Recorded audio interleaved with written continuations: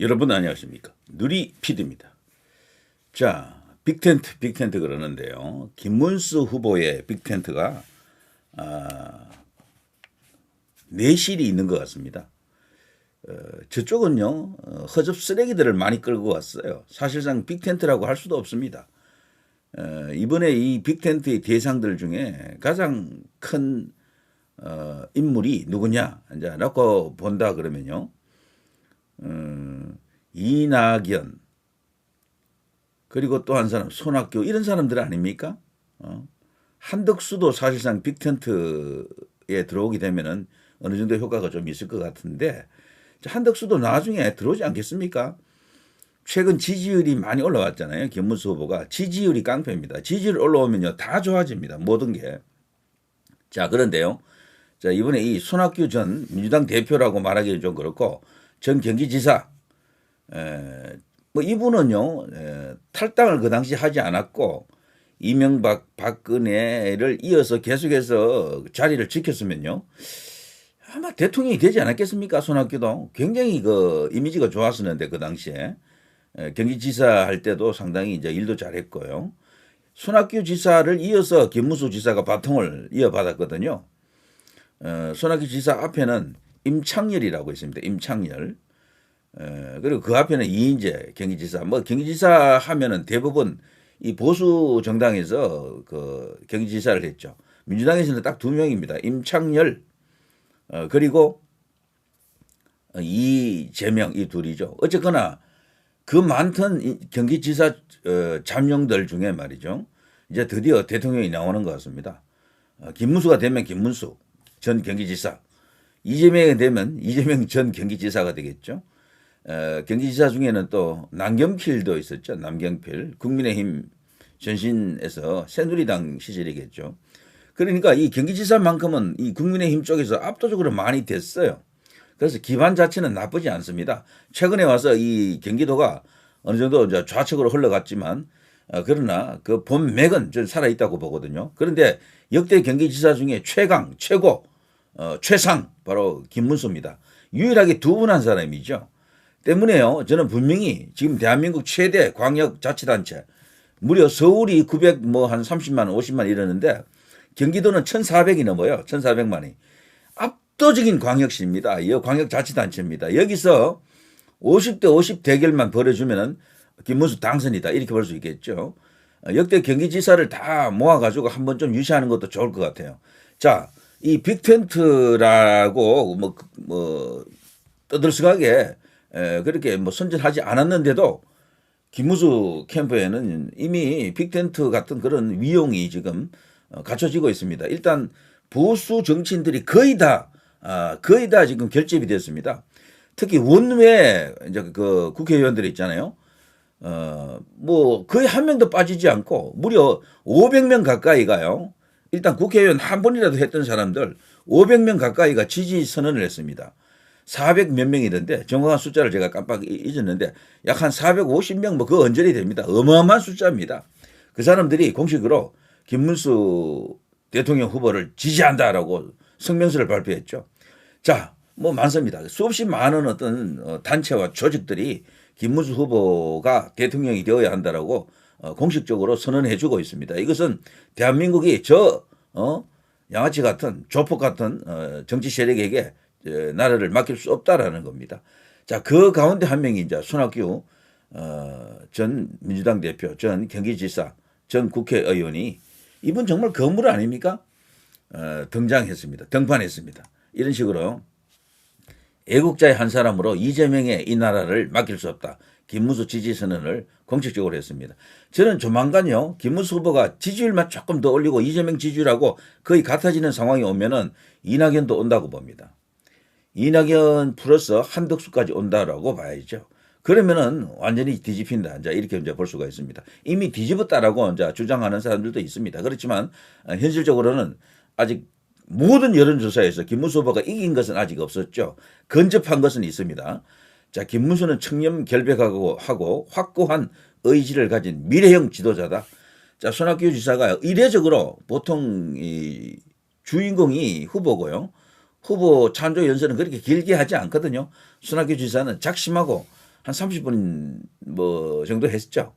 예, 근데 그걸 다 이제 보기에는 너무 무리고 압축한 내용을 조금 보고 제가 이야기를 마무리하겠습니다. 자, 손학규 이분도 참 연설 잘하기로 유명한데요. 구수하게 그러면서도 이분은 그야말로 엘리트 아닙니까? 대학 교수 출신. 자, 한번 들어보겠습니다. 자, 손학규, 김문수 아주 두 사람은 관계가 좋습니다. 서로 이제 민주화 운동을 했다라는 그런 어떤 동지적 유대도 좀 살아 있고요. 자, 손학규가 김문수를 왜 지지하는지 좀 들어보시고 제가 마무리를 하겠습니다. 김문수 대통령을 만드는데 조금이라도 도움이 될까 하는 마음에서 이 자리에 나왔습니다. 나락으로 떨어져가는 대한민국 살려야 된다. 이러한 절박한 마음을 갖고 나왔습니다. 제가 없는 힘이지만 조금이라도 도와야 되겠다는 생각으로 이 자리에 섰습니다. 저는 정치를 떠난 사람입니다. 산에 다니고 친구들 만나서 막걸리 마시고 책 보고 또 그동안 소홀히 했던 집안일도 좀 돌보고 이러면서 편안하게 살고 있습니다.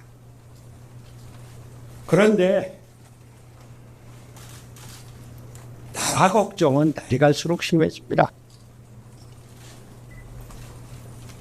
아닌 밤에 홍두깨로 계엄이 선포되고 나라는 전체 탄핵 국면으로 뒤통수하고 대통령은 파면되고 다시 대선까지 왔습니다.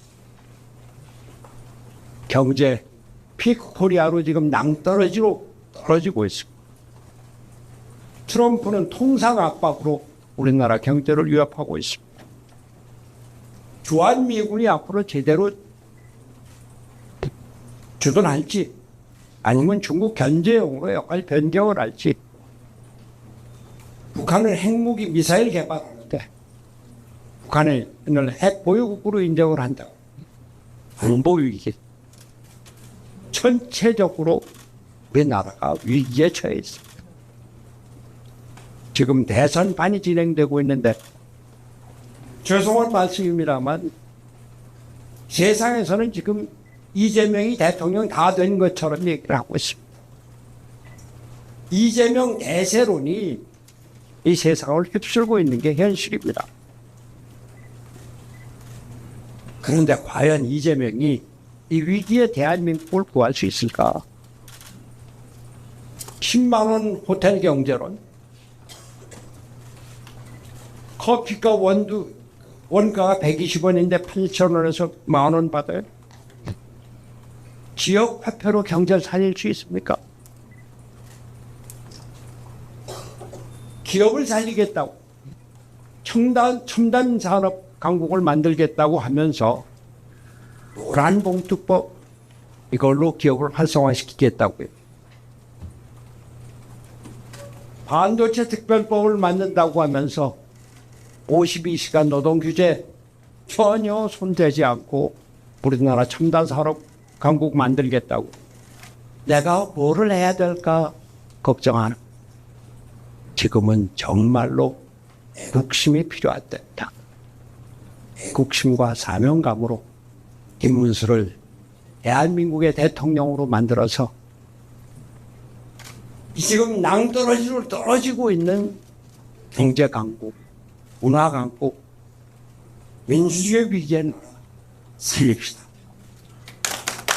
우리 다 같이 힘을 합쳐서 나라를 살리고 대한민국을 살리고 민주주의를 살려나갑시다.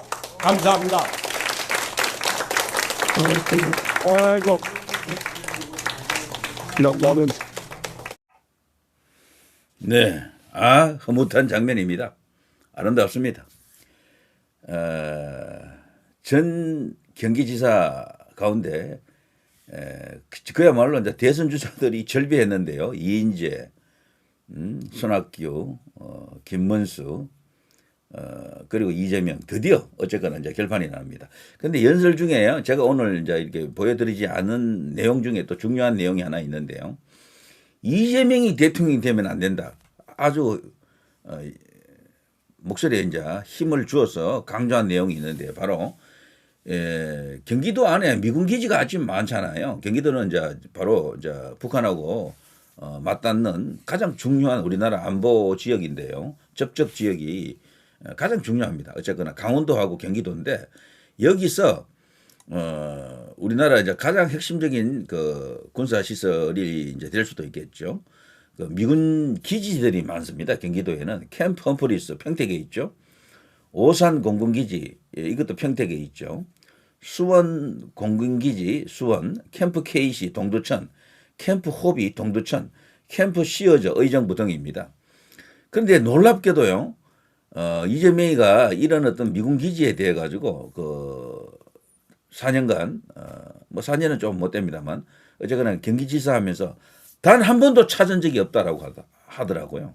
그걸 손학규 지사가 거론을 하면서 이런 인간이 어디 있습니까? 그러니까 이재명이가 말로만 교묘하게 비틀고 있는 거지 미국을 바라보는 시각이 어떤지 다 드러난 거죠. 안보관이라고 하는 것도 완전히 지금 국민을 우롱하고 있다, 속이고 있다라고 봐야 되겠죠.